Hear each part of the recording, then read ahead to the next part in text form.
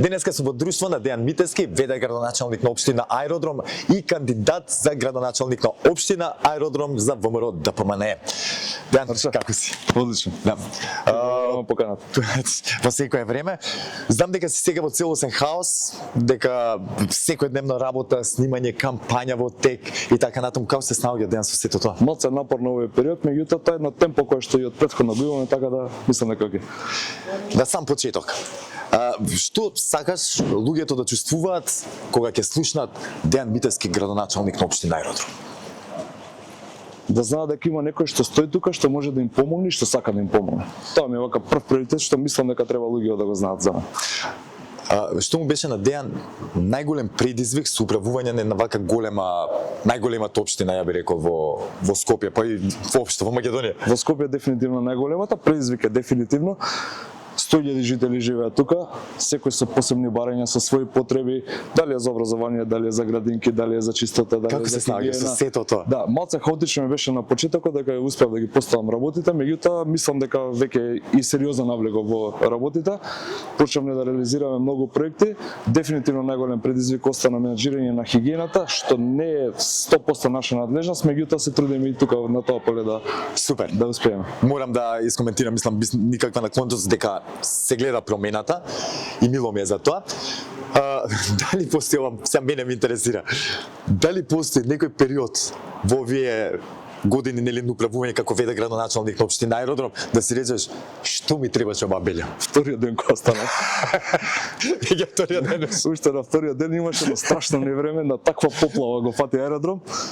До 4 саат сабајле останавме и викам зошто што ми требаше ова. Ама после 2 недели пак се случи повторно и веќе се навикам, така да веќе викаме добре, се случува, мора да се менаџира, да се излезе на терен, да се сработи. Како реагираш полека влегов во. Од тогаш до сега кога ќе ти кажа дека се случило нешто? Претпоставам дека првите денови кога веќе сме поспремни, знаете, гледам прогноза, следам кога ќе има невреме, кога ќе нема невреме, треба се реагира, да се организираат луѓе. Буквално вториот ден неспремен, нормално во втор ден не е спремен. Не би сакал да бидам од твоја кожа, реално вака како. Тоа беше првиот момент кога реков што ми требаше. Како беше огнено крштевање? Да, баш така. Во овој случај поплавно крштевање. Доколку Дејан Митевски не беше политичар, еве градоначалник, како што друго се гледа во животот? Ова ми е стандардно прашање. Завршив правен факултет, завршив средно во Борис правен смер и вака некако цел живот се моделно кај правото и мислев дека ќе бидам адвокат во мојот живот, ама како почнав да работам и навлегам се повеќе ми стана интересно инженер да бидам. Мислам да тоа е едно поле кое што ми е многу интересно, сум немал прилика да се запознам со таа материја претходно, али дефинитивно мислам дека од денешна перспектива би станал инженер. Супер, ми се допадна целата паралела. Цел живот си во Аеродром. Да. Ако не се лажам така. Тука роден, тука порасен, тука живеам се уште. Кој е твојот најубав спомен од детството поврзан со Аеродром? Многу спомени има. Пример, не знам, градинка. Градинка, памтам, поде во Насава Лисиче во Челка 1 во градинката. Уште е таа градинка, за скоро почнуваме да градиме нова комплетно. Играње во мало, дружби, сервисна улица, многу сме играле како деца, фудбал со оние камени, голчиња, такви спомени, дефинитивно нешто што ќе одбележат деца. А дали имаш некој милено место во Аеродром, како аеродромец? Мислам, се одно Лисиче, дали дромци сме сите?